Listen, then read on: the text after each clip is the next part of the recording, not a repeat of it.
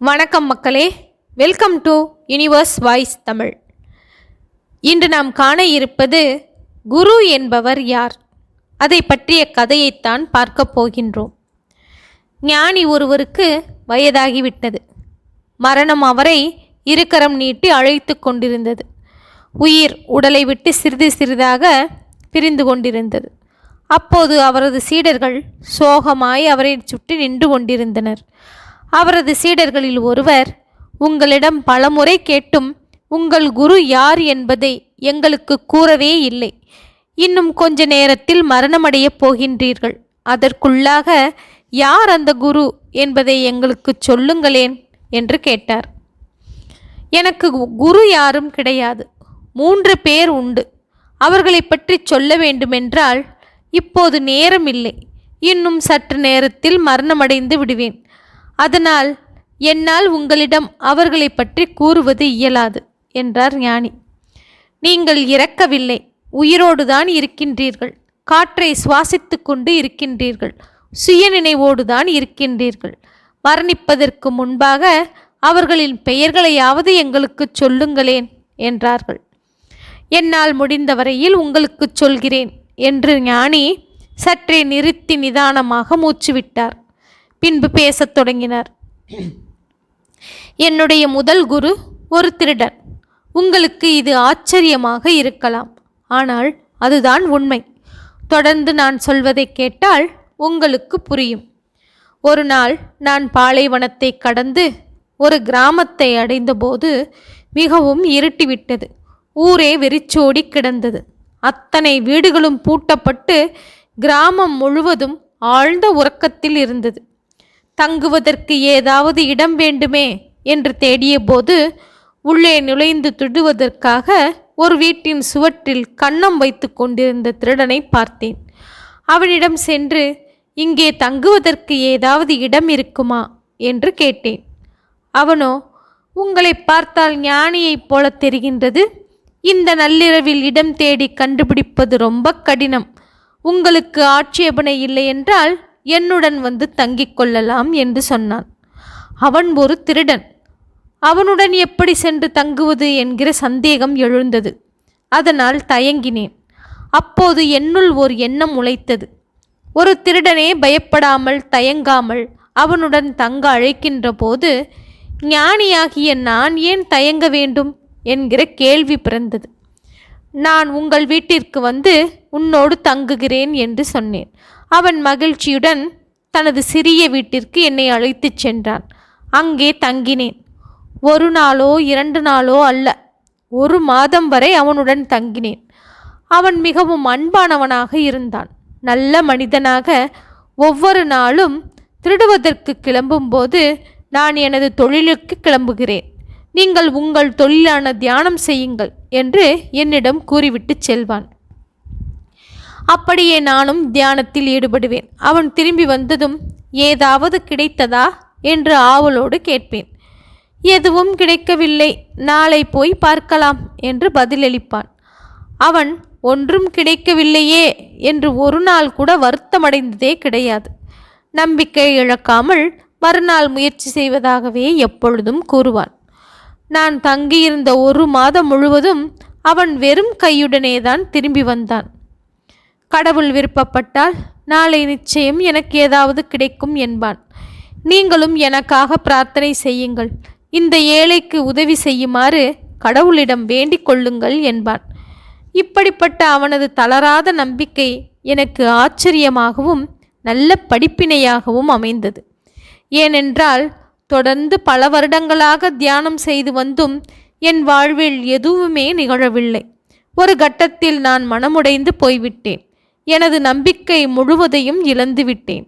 இவை அனைத்தையும் நிறுத்திவிட்டு சாதாரண மனித வாழ்க்கைக்கு திரும்பிவிடலாம் என்று கூட யோசித்தது உண்டு. கடவுளே கிடையாது. பிரார்த்தனைகளும் தியானங்களும் முட்டாள்தனமானது.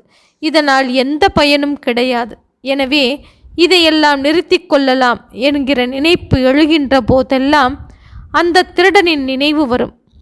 ஒரு நாள் இரவும் கடவுள் விருப்பப்பட்டால் மறுநாள் ஏதாவது கிடைக்கும் என்கிற நம்பிக்கையோடு அவன் கூறிய வார்த்தைகள் நினைவில் அசைந்தாடும். அந்த நம்பிக்கையை உள்ளுக்குள் வரவழைத்து கொண்டு இன்னும் ஒரு நாள் முயற்சி செய்து பார்க்கலாம் என்று நினைத்து கொள்வேன். ஒரு திருடனே தனது தொழிலில் அசாத்திய நம்பிக்கையுடன் இருக்கும் பொழுது நான் ஏன் மனம் தளர வேண்டும் என்கிற கேள்வி எனக்குள் எழுந்து என்னை உசுப்பேற்றிவிடும்.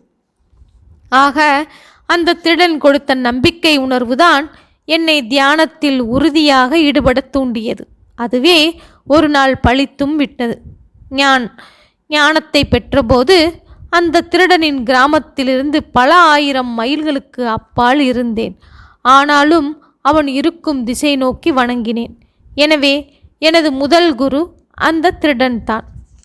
அடுத்து என்னுடைய இரண்டாவது குரு யார் என்று கூறினால் நீங்கள் இன்னும் ஆச்சரியத்தில் மூழ்கி போய்விடுவீர்கள். அது ஒரு நாய். ரொம்ப தூரம் நடந்து சென்றதால் மிகவும் களைத்து போனேன். அதிக தாகம். தண்ணீர் குடிப்பதற்காக நதியை தேடி போனேன். அப்போது எங்கிருந்தோ ஒரு நாய் ஒன்றும் என்னை பின்தொடர்ந்து வந்தது. அதை பார்த்தபோது அதுவும் கடுமையான தாகத்தில் இருப்பதை நான் புரிந்து கொண்டேன். நதியை பார்த்ததும் வேகமாக ஓடிப்போனது. நதிக்குள் பார்த்தபோது அங்கு வேறொரு நாய் ஒன்று இருப்பதை பார்த்தது. அதன் பிம்பம்தான் தண்ணீரில் பிரதிபலிக்கின்றது என்கிற உண்மை அதற்கு தெரியவில்லை. தண்ணீரில் தெரிந்த நாயை பார்த்து பயந்து பின்வாங்கியது. அப்புறம் மீண்டும் எட்டி பார்த்தது. இப்போதும் அந்த நாய் தெரியவே அதை பார்த்து குறைக்கத் தொடங்கியது. பயந்து போய் மீண்டும் தண்ணீரை குடிக்காமலேயே அங்கிருந்து திரும்பியது. தாகம் அதிகமாக இருந்ததால் தண்ணீர் குடித்தே ஆக வேண்டும் என்கிற இக்கட்டான நிலைமை. எனவே மனம் கேட்காமல் மீண்டும் திரும்பி நதியின் அருகே வந்தது. எட்டி பார்த்தது. இப்போதும் அந்த நாய் தண்ணீரிலேயே இருந்ததால் அதற்கு கோபம் இன்னும் அதிகமாகிவிட்டது. முன்பை விடவும் அதிக சப்தமாக குரைத்தது. அந்த நாயை ஒரு கை பார்த்து விடுவது என்று நினைத்தது. ஏனென்றால் தாகம் அப்படி நாக்கை வரட்டி எடுத்தது. கோபத்துடன் அந்த நாயை தாக்குவதற்காக நதிக்குள் பாய்ந்தது. உடனே நீரில் அதன் பிம்பம் கலைந்து போயிற்று. உள்ளே தெரிந்த நாயை காணவில்லை. மகிழ்ச்சியின் உச்சத்திற்கே சென்று விட்டது அந்த நாய். ஆனந்தமாக தண்ணீரை குடித்து தாகம் தீர்த்தது. உற்சாகமாக நதியில் நீந்தி குளித்து விளையாடி மகிழ்ந்தது. இந்த அற்புத காட்சி முழுவதையும் பார்த்தேன். இதன் மூலம் ஒரு அருமையான செய்தியை நான் தெரிந்து கொண்டேன். எவ்வளவு பயம் இருந்தாலும் அதை பற்றி கவலைப்படாமல் எட்டி குதித்து விட வேண்டும் என்பதுதான் அந்த செய்தி. பலமுறை என் வாழ்வில் பயம் வந்திருக்கின்றது. மனதை திடப்படுத்தி கொண்டு கடைசி எல்லை வரை போய்விடுவேன். ஆனால் தயக்கமும் பயமும் இணைந்து உதறலெடுக்க திரும்பி வந்து விடுவேன். இந்த நாய் நிகழ்வுக்கு பிறகு எனக்குள் ஒரு தைரியம் வந்துவிட்டது என்றே சொல்ல வேண்டும். நாய் எட்டி குதிக்கும்போது நான் ஏன் குதிக்கக்கூடாது என்கிற கேள்வி என்னுள் தோன்றியது. ஆக நாய்தான் எனது இரண்டாவது குரு. எனது மூன்றாவது குரு யாரென்று கேட்டால் ஒரு சிறுவன். சிறிய நகரம் ஒன்றை நான் அடைந்தபோது சிறுவன் ஒருவன் ஒளிரும் மெழுகுவர்த்தியை ஏந்தியபடி சென்று கொண்டிருந்ததை பார்த்தான். அந்த சிறுவனிடம், இந்த மெழுகுவர்த்தியை நீயே ஏற்றினாயா என்று கேட்டேன். ஆமாம் என்றான். அப்படியானால் உன்னிடம் ஒரு கேள்வி. இந்த மெழுகுவர்த்தியை நீ நெருப்பு குச்சியை பயன்படுத்தி ஏற்றினாய். அதில் தீபம் சுடர்விட்டு எரிந்தது.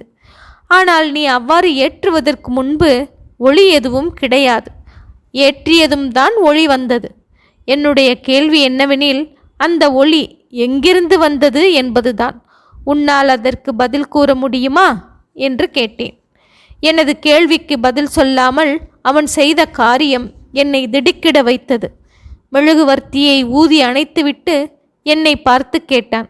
இப்போது நீங்கள் சொல்லுங்கள், அந்த ஒளி எங்கே போனது என்று கேட்டான். நான் திகைப்பின் உச்சத்தில் இருந்தேன். அவன் கேள்வியின் பொருள் புரிந்துவிட்ட போதிலும் அதற்கு பதில் சொல்லும் மனநிலையில் நான் இல்லை. சிறுவனே தொடர்ந்தான். அந்த ஒளி எங்கு போனதோ அங்கிருந்துதான் அந்த ஒளி வந்தது என்றான். சிறுவன்தானே என்று நினைத்து அவனிடம் உரையாடிய எனது ஆணவம் அப்போதே சுக்கு நூறாக உடைந்து போனது. அந்த நொடி பொழுதில் எனது முட்டாள்தனத்தை நான் நன்கு உணர்ந்து கொண்டேன். அன்று முதல் அனைத்தும் அறிந்த ஞானி என்னும் அறிவு முதிர்ச்சியற்ற எண்ணத்தை உடைத்து எறிந்துவிட்டேன். ஆக அந்த சிறுவன்தான் எனது 3வது குரு என்று கூறி முடித்தார் மரணப்படுக்கையில் இருந்த அந்த ஞானி.